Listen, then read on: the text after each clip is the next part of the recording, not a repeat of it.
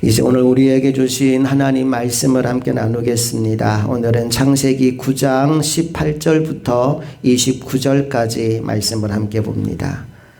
창세기 9장 18절부터 29절까지 말씀 우리 교독해서 보겠습니다. 방주에서 나온 노아의 아들들은 셈과 함과 야벳이며 함은 가나안의 아버지라.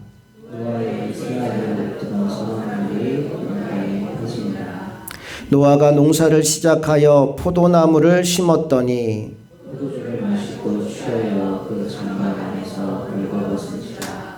가나안의 아버지 함이 그 아버지의 하체를 보고 밖으로 나가서 그의 두 형제에게 알림해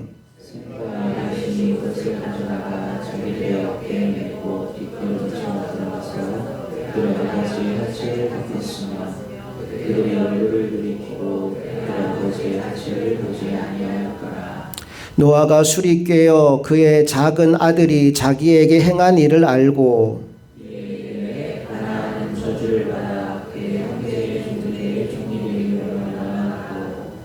또 이르되 셈의 하나님 여호와를 찬송하리로다. 가나안은 셈의 종이 되고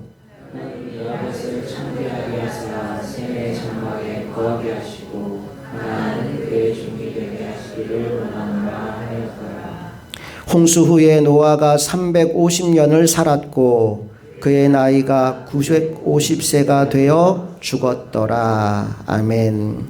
오늘은 허물을 덮어주는 사랑이라는 제목으로 하나님 말씀 나누겠습니다. 우선 우리가 매주 하는 거 있죠? 창세기 장별 제목을 우리가 머릿속에 입력하고 창세기 전체가 우리 머릿속에 기억될 수 있도록 함께 시간을 보냈으면 좋겠습니다. 1장 제목 뭐였죠? 천지창조. 하나님이 천지를 6일 동안 창조한 이야기. 2장에 뭐 나옵니까? 인간 창조. 6일째 되는 날 마지막에 인간을 창조하시고 에덴 동산을 선물로 주십니다. 3장에 뭐 나오죠? 하나님이 먹지 말라고 한 선악과를 따먹고 에덴 동산을 쫓겨난 이야기가 3장에 나옵니다. 4장에 뭐 나올까요? 가인이 동생 아벨을 살인하고 유리방황하는 인생이 된 이야기가 4장에 나옵니다. 5장에 뭐 나올까요?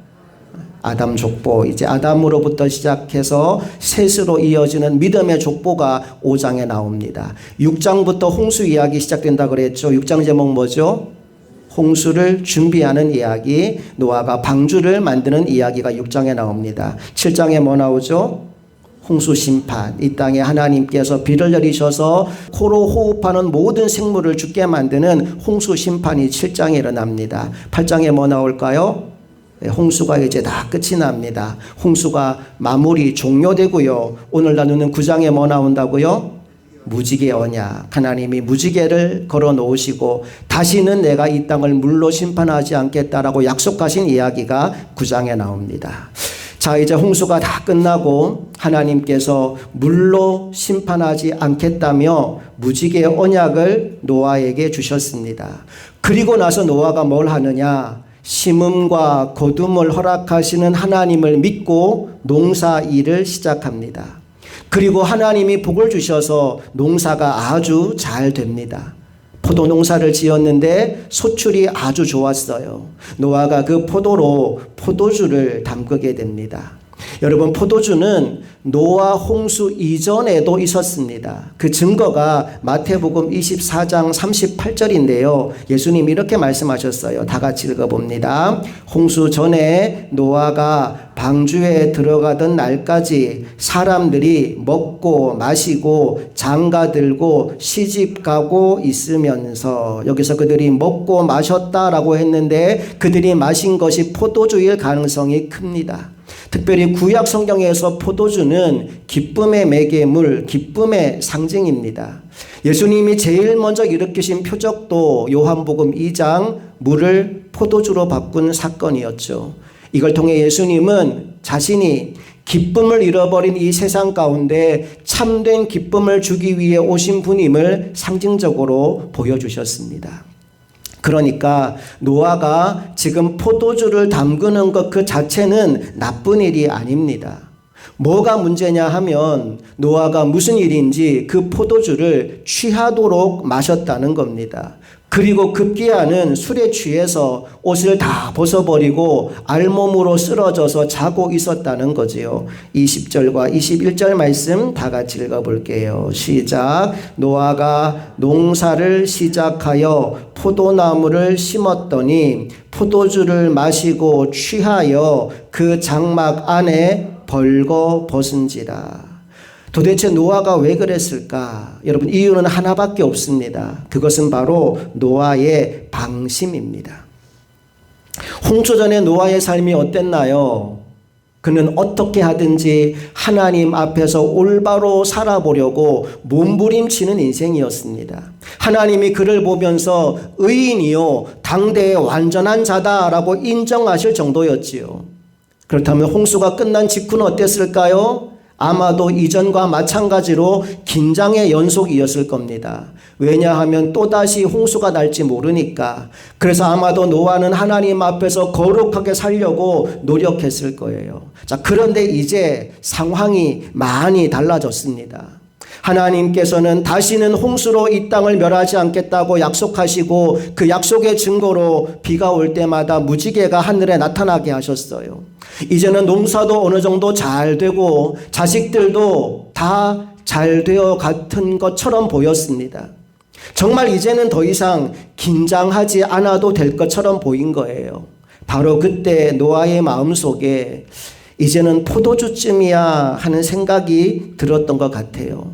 내가 그동안 얼마나 의롭게 얼마나 신실하게 잘 살아왔는데 이 정도 포도주쯤이야 얼마든지 감당할 수 있지. 그 마음으로 이제 혼자 포도주를 마시기 시작했는데 그런 말 있죠. 처음에는 내가 술을 먹고 다음에는 술이 술을 먹고 마지막에는 술이 나를 먹어버린 거예요. 결국 취해서 벌거벗은 채 바닥에 들어 누워버린 노아. 여러분, 노아가 놓친 게 뭘까요? 그 첫 번째는 자기 안에 여전히 남아있는 죄성을 놓쳤고, 또 하나는 사탄이 삼킬 자를 찾아 두루 다니며 역사하고 있다는 사실을 놓쳐버린 거예요. 다시 말해서 안과 밖에서 나를 공격하는 적들이 존재한다는 사실을 놓쳐버린 겁니다. 홍수가 끝나고 무지개가 떠오르고 농사도 잘 되고 삶에 아무런 문제가 없어지니까 노아가 이 두 가지 사실을 까맣게 잊어버린 겁니다. 여러분, 그런데 이건 비단 노아만의 문제가 아닙니다. 오늘 우리들의 문제이기도 합니다. 한 형제를 예로 들어볼게요. 어떤 청년이 아주 성령 충만하게 지냈다고 합시다. 매일매일 찬송하고 은혜 받고 모든 것이 평안하고 참 좋았어요. 그래서 마음속에 이런 생각이 드는 겁니다. 요즘 나의 영적 상태가 얼마나 좋은지 모르겠어. 정말 거룩하게 지냈단 말이야. 오늘 저녁에는 내가 영화 한 편 보면서 좀 쉬어야겠다. 그리고는 19금 야한 영화를 보기 시작하는 거예요. 처음에는 한 편만 보려고 했는데 2편, 3편, 4편, 나중에는 포르노물까지 찾아보고 있어요. 결국 그날 저녁 이 형제는 너무나도 비참한 실패를 맛보게 됩니다. 왜 그럴까요? 전혀 절제가 되지 않기 때문에. 여러분, 이것이 오늘 우리들의 현 주소입니다. 내 안에는 여전히 죄를 짓고자 하는 본성이 웅크리고 있어요. 또 내 밖에서는 나를 넘어뜨리려고 하는 유혹이 계속해서 나를 찾아오고 있습니다. 그러므로 우리는 방심하면 안 됩니다. 어떤 목사님이 이런 글을 책에 쓰셨더라고요. 본인은 화장실에 갈 때마다 감동과 은혜를 받는데요. 왜 그러냐? 화장실 가서 여러분 이제 변을 보시고 나면 이걸 딱 보잖아요. 그 냄새 나는 그 오물이 원래 어디에 있던 거예요? 내 몸 안에 있던 거예요. 그런데 내 몸 안에 있던 것이 창자가 그걸 잘 감싸고 있으니까 냄새가 하나도 안 나는 겁니다. 그런데 그게 몸 밖으로 나오니까 냄새가 진동하고 있는 거예요. 그걸 보면서 은혜를 받아요. 어떤 은혜를 받느냐? 우리 인간은 본래 그렇게 냄새나고 더러운 존재인데 하나님이 은혜로 그걸 다 가려주시니 그게 얼마나 감사하고 귀한 은혜냐라는 겁니다. 여러분, 노아가 노아됨은 하나님의 은혜였습니다. 실수할 기회가 많았지만 하나님이 잘 감싸시고 보호해 주셔서 여기까지 온 거예요. 내가 잘나서 여기까지 온 게 아니라 이 말이지요. 그런데 한순간 노아가 착각하게 된 겁니다. 자기도 모르는 사이에 자기 자신을 신뢰하게 된 거지요.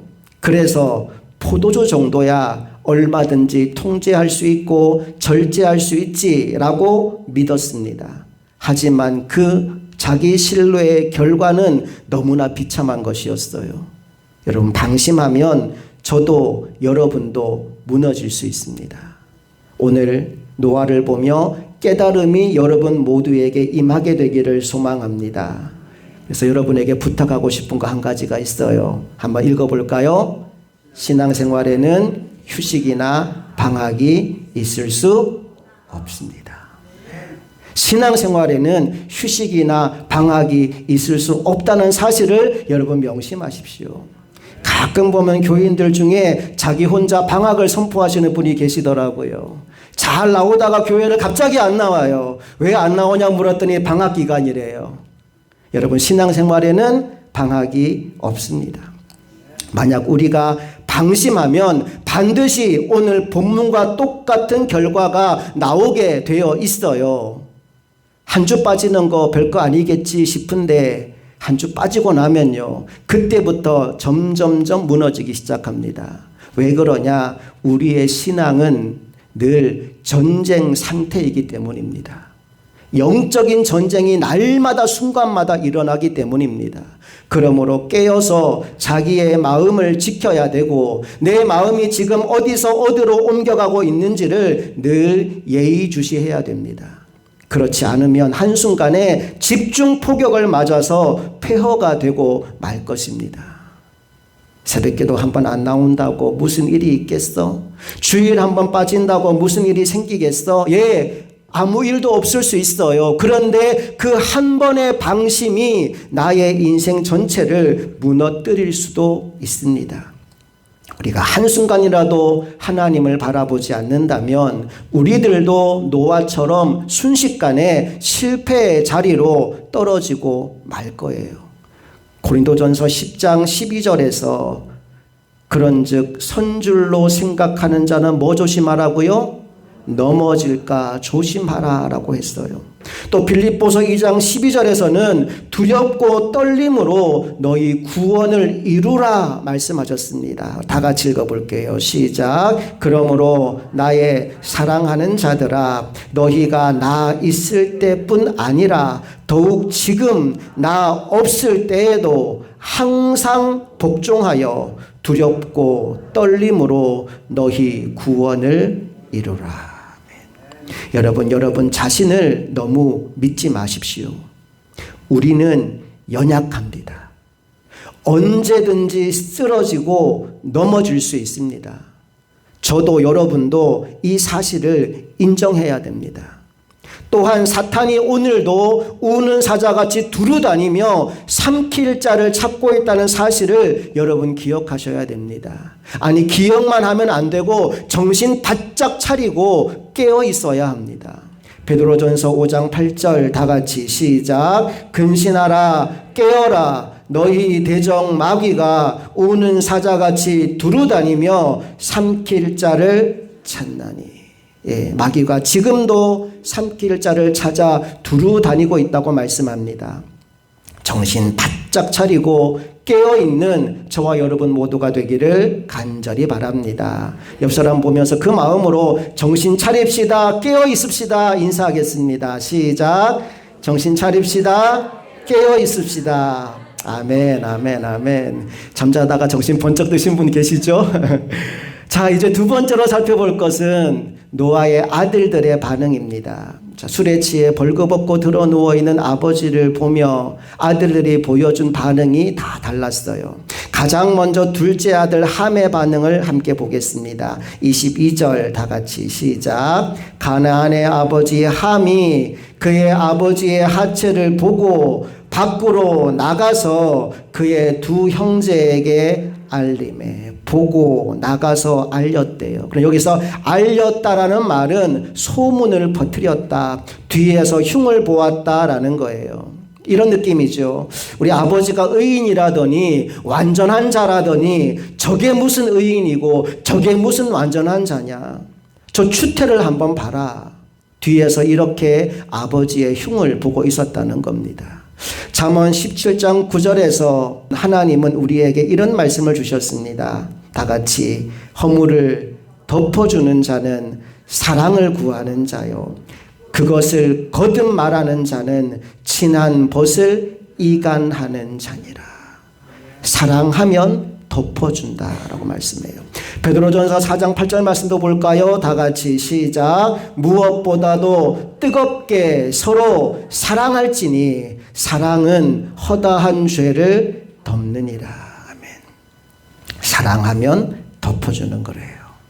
그런데 함의 마음속에 아버지 사랑하는 마음이 없었습니다. 그래서 아버지의 허물을 모든 사람들이 다 알도록 여기저기 소문을 내고 다녔다는 거예요. 자, 그런데 다른 두 아들 셈과 야벳의 태도는 달랐습니다. 23절 다 같이 읽습니다. 시작. 셈과 야벳이 옷을 가져다가 자기들의 어깨에 메고 뒷걸음쳐 들어가서 그들의 아버지의 하체를 덮었으며 그들이 얼굴을 돌이키고 그들의 아버지의 하체를 보지 아니하였더라. 아멘. 적극적으로 아버지의 허물을 덮어주는데 자기들도 보지 않으려고 등을 돌리고 뒷걸음질 쳐서 들어가서 아버지 허물을 가려 주었다는 거예요. 오늘 저와 여러분이 이런 사람이 될 수 있기를 원합니다. 여러분, 세상 사는 사람 중에 허물 없는 사람 아무도 없습니다. 약점 없는 사람 아무도 없습니다. 멀리서 볼 때는 다 좋아 보일 수 있는데 가까이 가서 보면 다들 나름대로 약점과 문제들을 가지고 있어요. 그런데 사랑하면 콩깍지가 씌인단 말입니다. 다른 말로 하면 그 사람의 약점이 안 보여요. 좋은 것만 보입니다. 사람이 사랑하게 되면 사랑하는 사람한테 가끔 윙크를 하잖아요. 윙크의 의미가 뭔지 아십니까? 윙크 한번 해보시겠어요? 네, 한번 해보세요. 윙크할 때 한쪽 눈은 감고 한쪽 눈은 뜹니다. 그 의미가 뭐냐 하면 내가 감은 눈으로는 당신의 약점과 허물을 보지 않겠습니다. 내가 뜬 눈으로는 당신의 좋은 점만, 당신의 장점만 내가 보겠습니다. 그 의미로 한쪽 눈은 뜨고 한쪽 눈은 감는 겁니다. 여러분, 그게 사랑이에요. 다른 사람의 허물에 대해서는 눈을 감아주고 다른 사람의 좋은 점만 볼 줄 아는 눈을 가진 사람이 사랑의 사람이요, 진짜 윙크를 제대로 하는 사람입니다. 우리 그 마음을 담아서 옆 사람 보면서 윙크 한 번씩 해주겠습니다.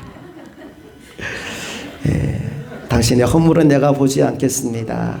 당신의 좋은 점만 내가 평생 보며 살겠습니다. 제가 개인적으로 존경하는 목사님이 몇 분 계신데 그 중에 한 분이 제 고향교회에 계셨던 김용대 목사님이라는 분입니다. 지금은 돌아가셨어요. 제가 신학생 때 그분이 암투병 하셨고 그래서 제가 목회가 힘들 때 목회를 도왔던 기억도 있고 오랫동안 병으로 고생하셨던 목사님인데 나이 차이가 한참 남에도 불구하고 항상 저에게 존댓말을 하시고 칭찬과 격려를 아끼지 않으셨던 목사님이십니다. 교회가 작을 때는 사실 좀 덜하지만 규모가 커지면 숫자가 많아지면 교회 안에 이런저런 모임들, 패거리들이 생기죠. 편이 갈라지기도 합니다. 그러다 보면 335 모여서 이런 얘기 저런 얘기 하게 되는데 대부분이 목사님이나 다른 교인들 흉을 보는 얘기들이에요. 그리고 교인들 중에는 또 목회자와 좀 친한 교인들이 있단 말입니다. 그 교인들의 문제가 뭐냐 하면 목사님, 사모님 찾아와서 자기들이 들은 얘기들을 다 일러 바치는 겁니다. 아무개 성도가 목사님 설교 마음에 안 든다 그랬다. 누구 집사는 술 먹는다더라. 누구 집사는 담배 핀다더라. 그런 얘기들을 다 목사님 찾아와서 일러 바칩니다.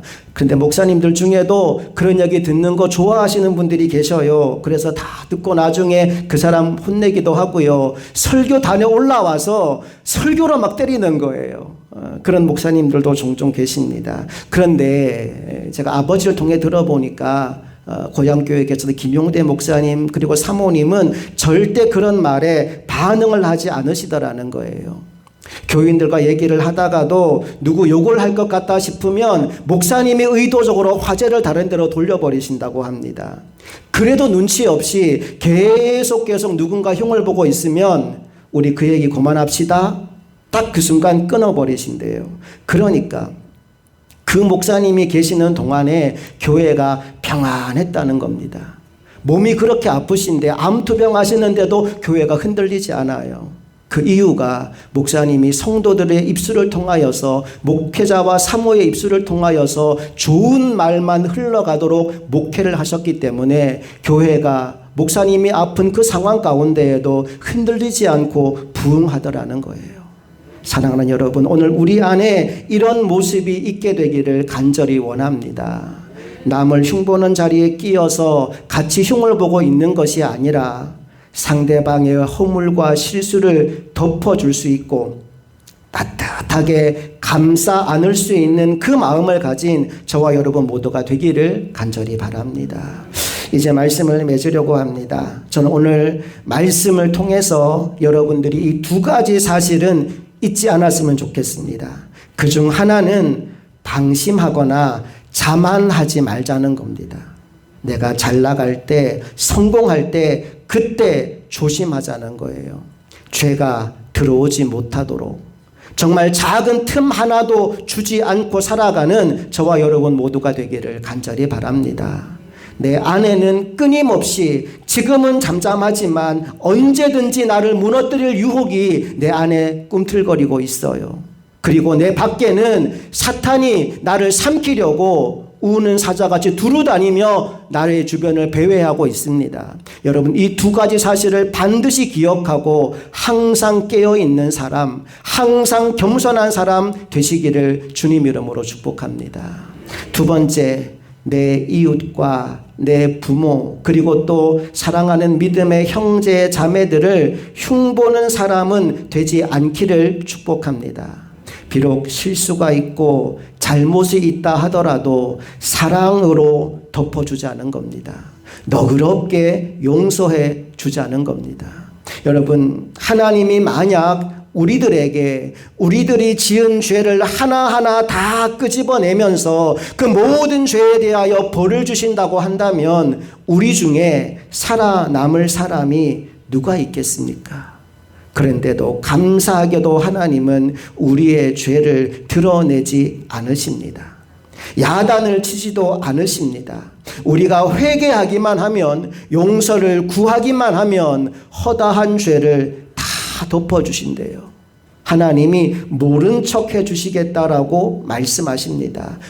그런데 여러분, 하나님이 그것을 그냥 이루신 게 아니에요. 자기 아들 예수의 피 흘림을 통해서 우리에게 그 은혜를 베풀어 주신 겁니다. 요한일서 1장 7절 말씀 다 같이 읽어볼게요.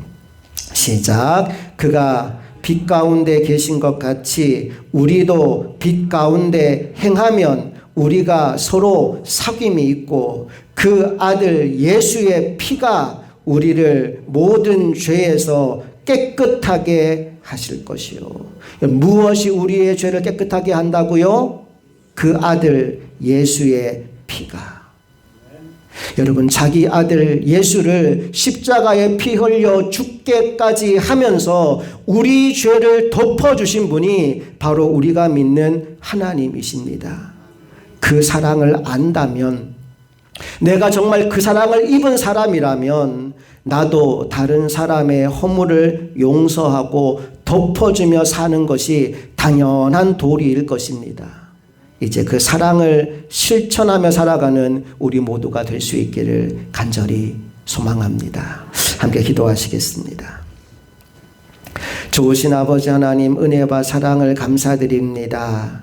우리에게 구원의 은혜를 베풀어 주신 하나님, 우리 자신의 죄와 허물을 생각하면 지옥의 한 복판에 들어가야 마땅한 인생임에도 불구하고 하나님 아버지께서 은혜로 우리를 불러주셨고 구원해 주셨고 천국 백성 삼아 주셨습니다.